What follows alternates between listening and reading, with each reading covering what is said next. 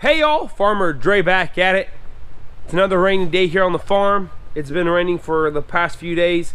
Unfortunately, stuff out in the field can't get done due to rain. But we are in the high tunnel, and I got some exciting news. We are gonna go ahead and pick some of our first ripe tomatoes. So as you guys know, we planted these tomatoes the last week of February, of the intent to pick our first ripe tomato the first week of May. And this year, I actually didn't film it, but I went ahead and picked our first ripe tomato the 30th of April, and it was a Carolina Gold. And for some odd reason, these Carolina Golds have been ripening a lot faster than the red deuce. But still, I've actually already picked about 5 pounds out of the tunnel completely, so they're now just starting to come on slowly and softly. So I have reached my goal. We are picking tomatoes, a few here and there. I might take some here to market this weekend, just to kind of get the customers roused up and ready for the season. So after a long spring, waking up at night, heating up the wood stove, all that good stuff, we have finally started picking, and now I get to see the actual fruits of my labor. So after a long spring of waking up and heating up the wood stove, making sure the tomatoes are nice and safe, we are starting to pick. So let's go ahead and get started. I'm gonna go ahead and show you guys our ripe tomatoes. So just got done picking just this one Carolina Gold. It's not too big in size, but it's gonna be beautiful and tasteful. Then we got some more red deuce ripening right there, as you guys can see here, and there's a few other spots.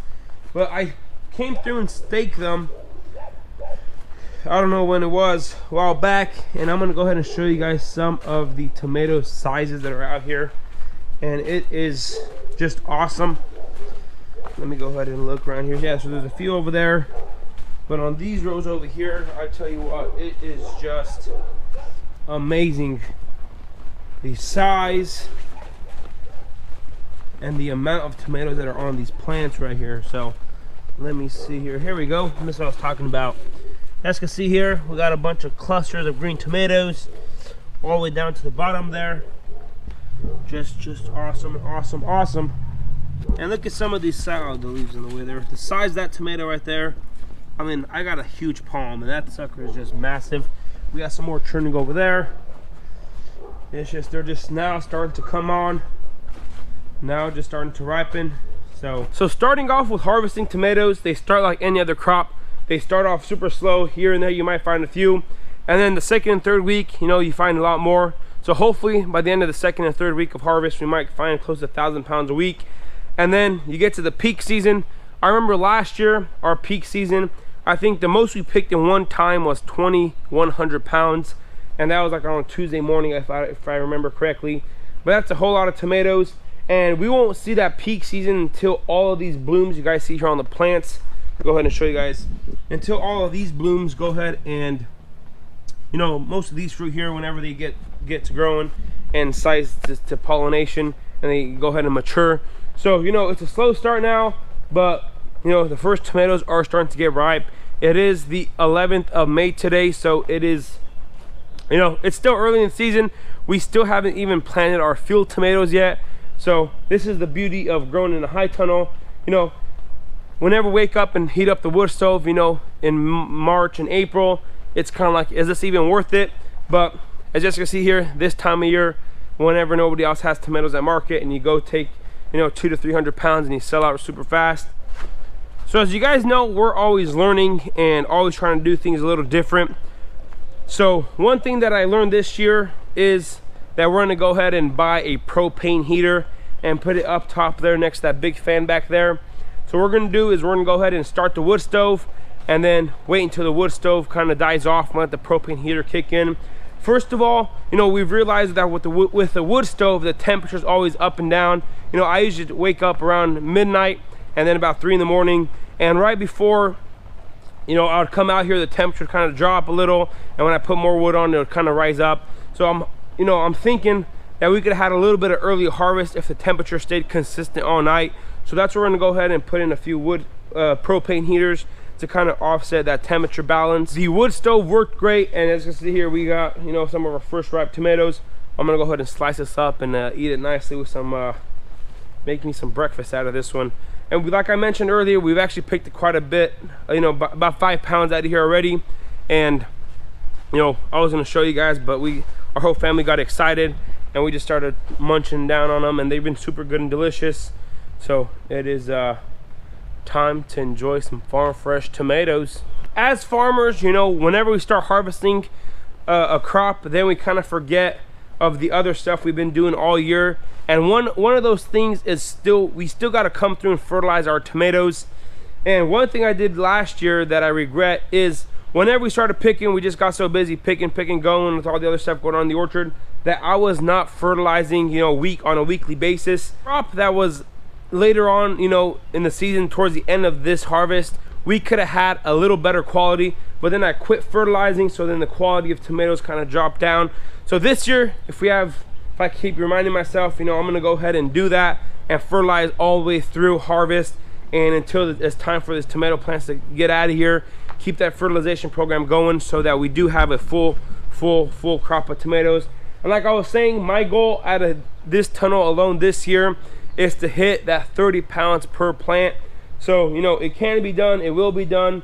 And if we look at each individual fruit on the vines, you know, if each fruit is about 3/4 pound to a pound a piece, then, you know, all you need is 30 fruit to hit that goal. But, you know, usually, you know, you get smaller fruit in between them, got some seconds. So all my goal is to pick at least 30 to 40 fruit on each vine, and then you multiply that by 385 tomato plants that are in here. So that's what we're projecting this year, but you just never know how the crop turns out. But with a good fertilization program, with good management, with good IPM management, then you will see those numbers.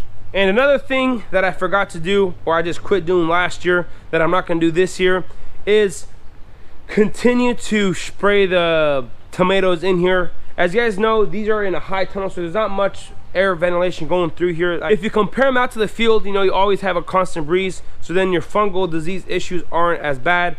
But in here, you know, it stays dry, but the condensation of the hot cold, you know, at night and stuff, you have a little bit of a disease issue. And last year, the gray mold inside the plants, we grow the determinate variety, so inside it gets really bushy inside the plants there. And towards the end of harvest, you know, there was a lot of botrytis, a lot of gray mold growing inside those plants, and it was kind of a pain. You know, the fruit quality was still good, but the plants started dying off. So I'm going to continue coming through here weekly and cover them with the fungicide, making sure that, you know, we don't have that problem, that the fruit quality is as best as we can get it. And like I mentioned before, this is the most precious piece of property we have here on the farm. On the growing side, you know, it's protected, and why not try to get the most out of your tomato plants as possible. So enough of me talking, let's head into number 2 and see how those tomato plants are looking. We are out here number 2, and as you can see here, the plants have been growing. We have just been so busy with strawberry harvest and stuff that I'm gonna actually come through today here and stake these. You know, they're starting to blossom, so I did start the high potassium fertilizer program, and you know, they're gonna go ahead and start sitting on their fruit. And one of the downsides of this tunnel, you know, it is a non-heated high tunnel, so we don't have any kind of other source of heat in here. So the tomatoes are doing they're a lot slower than usual, because, you know, last weekend it got down to 30 degrees outside. It was close to 37 in here. And, you know, on Monday it got down to 37 outside, and it was close to 40 degrees in here. And those critical temperatures are, you know, tomatoes and cold temperatures don't get along. You know, I could have threw the row covers on here, but I had my brother Isaac. He went ahead and beat in all the posts here for the trellis. So I was like, you know what, let's just let it be. It might cost me down the road, you know, whenever it comes to the harvest. But, you know, there was nothing much I could have done in here. But overall, you know, these tomato plants have been growing nicely. Nice, vigorous, green, luscious growth. So I'm actually going to come through here today and go through and stake them and make sure they are ready to go. And same varieties as in the other high tunnel. The center row is the Carolina Golds, and the rest 6 rows here are those red deuce. So, you know, you find the varieties that work for you on your farm and just continue growing those until you find something better. So these tomato plants down here, I mean, they're the most vigorous. Just look at that. If they had a fruit on them, they'll flop over. So that's why I got to come through today and stake them, because if not, they're going to start falling over in the rows like those right there. So that is the plan for today. Well, look at that, we even have some small fruit. So gotta go ahead and start Start staking these. Alrighty, so usually I have a little box here on my side with all the string in there with tomato twine, but we had to use this this tomato twine here to measure out our orchard, so I had to unroll it on one of these things. So now I just tie between the two T-posts here. I'm gonna go up along this down the road, turn around and come back, and then it's gonna continue unrolling. It's a little inefficient, but that's the only tomato twine I have at the moment. I'm actually gonna go buy some this weekend actually, so this is probably the last time I'm gonna do this, but the tomatoes need staked, so there's no time to waiting.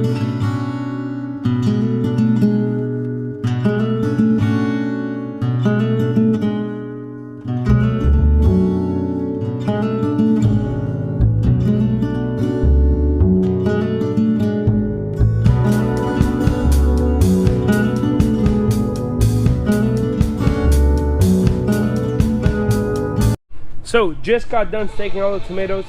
It got warm out here, so it's actually warm inside the high tunnel here. Outside it's about 45, that's the high for today. But overall, we got it done. And I had to replace a few tomato plants there. The plastic is starting lifting up and then it killed a few. But now the tunnel is full, they're staked. Now it's just time to feed them that fertilizer and to get them growing nicely. So this is gonna be pretty much it for today. If you guys haven't already, go ahead and hit that subscribe button. Go like this video if you guys enjoyed today's video. Don't forget to hit that notification icon so you guys can be notified whenever I do upload a video. I want to say thanks for watching up to this point. You guys have a good day. We will see you next time.